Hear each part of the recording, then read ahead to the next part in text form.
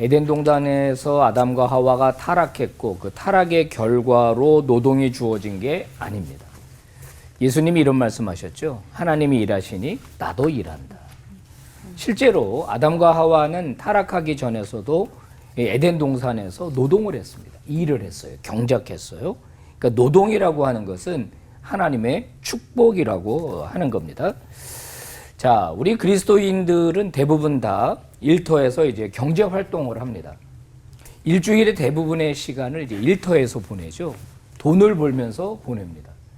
그런데 교회는 이 부분에 대해서 관심을 그동안 많이 갖지를 못했어요. 대부분의 시간은 일터에서 보내는데 교회 생활을 잘하는 방법은 많이 가르쳐 줬는데 일터에서 어떻게 해야 되는지는 많이 가르쳐 주지 못한 것 같아요. 그러다 보니 어떤 일들이 생깁니까? 교회에서의 얼굴과 일터에서 얼굴이 너무 다른 거예요. 신앙생활은 교회에서 하는 것이고 일터에 나가면 치열하게 싸우는 거지 신앙이 연결된다는 생각을 잘 못하는 게 이제 문제입니다. 그럼 어떻게 해야 할까요? 오늘 본문 말씀은 우리에게 일터는 나의 선교지고 나는 일터에 보냄을 받은 선교사라는 자각을 해야 한다고 말씀하고 있거든요. 창세기 45장 5절에서 요셉이 나중에 형들을 만나서 이런 얘기를 합니다. 당신들이 나를 이곳에 팔았다고 해서 근심하지 마소서, 한탄하지 마소서. 하나님이 생명을 구원하시려고 나를 당신들보다 먼저 보내셨나이다. 요셉이 나중에 깨달은 거예요. 하나님이 나를 여기에 보내셨습니다. 이집트로 보내셨습니다. 팔려왔다고 생각했는데, 배신당했다고 생각했는데 나중에 요셉이 깨달은 건 하나님이 나를 이곳에 보내셨습니다. 이렇게 깨달았어요. 이걸 깨닫고 난 다음에 요셉은 놀랍도록 변화되고 자기를 그곳에 보낸 하나님의 목적을 선하게 이루는 것을 우리가 보거든요. 모든 직장인들은, 모든 그리스도인들은 나를 이 직장에 보냈다라고 믿어야 합니다. 하나님이 일터에 나를 보내셨습니다. 이 일터에서 나를 사용하기를 원하십니다. 이거를 찾아낼 때 우리는 일터에서 영향력 있는 그리스도인이 될 수 있습니다. 이게 없으면 어떻게 되느냐? 특수요원처럼 일을 해요.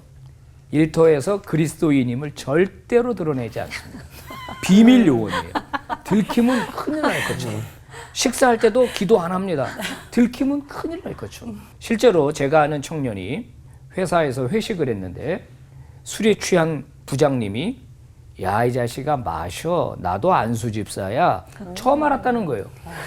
그분이 신앙인이라는 걸 회식 자리에서 술 취해서 처음 알았다는 거거든요.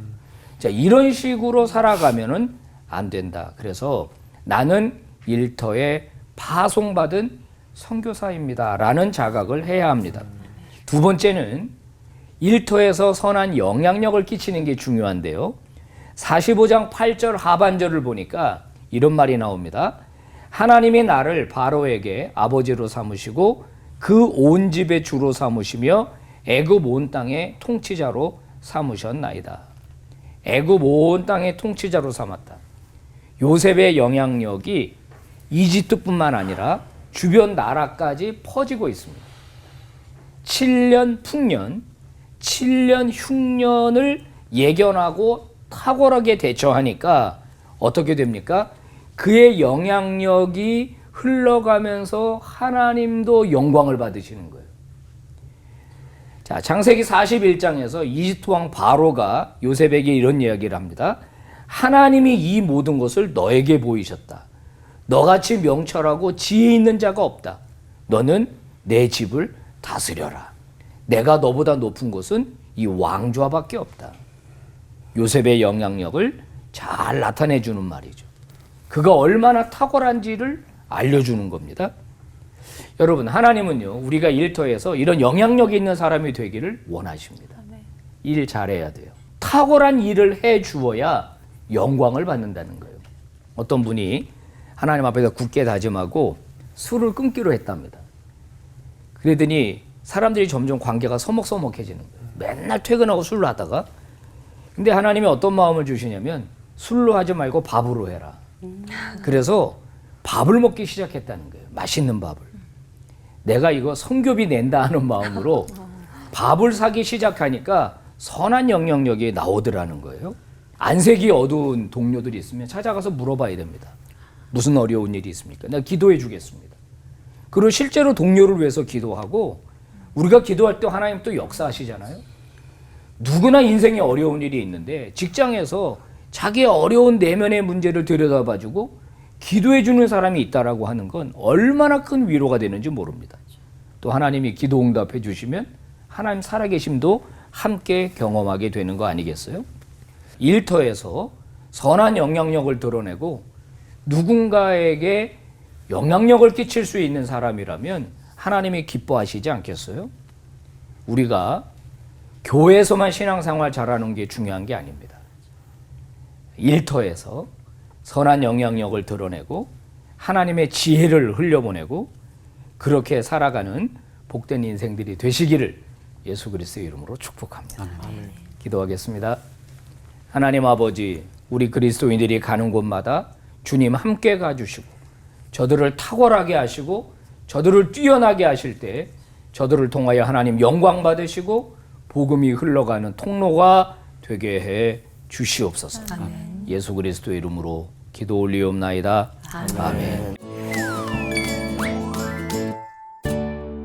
뭐 굳은 일도 하고 손해보는 일도 하고 그러다 보니까 연차가 올라갈수록 그게 되게 당연시되고 좀 무시도 당하고 뭐 이런 것들이 이용하는 사람도 있고. 맞아요. 네. 그래서 그걸 느끼게 나면 이제 또 화가 나고 영혼 없이 그래 그냥 여기 버티면서 다니자 이런 마음으로 하루하루 진짜 버틴다는 표현을 할 만큼 그렇게 다니는 사람들도 좀 많이 생기거든요. 그때는 이게 주의 일로 하는 게 의미가 있을까라는 의문까지 생기게 됩니다. 우리 김원원 목사님 직장 생활 하신 걸로 알고 있는데 조언을 좀 부탁드립니다. 사실 불신자들과 함께 어울려 살아가는 세상 속에서는 갈등이 있을 수밖에 없어요.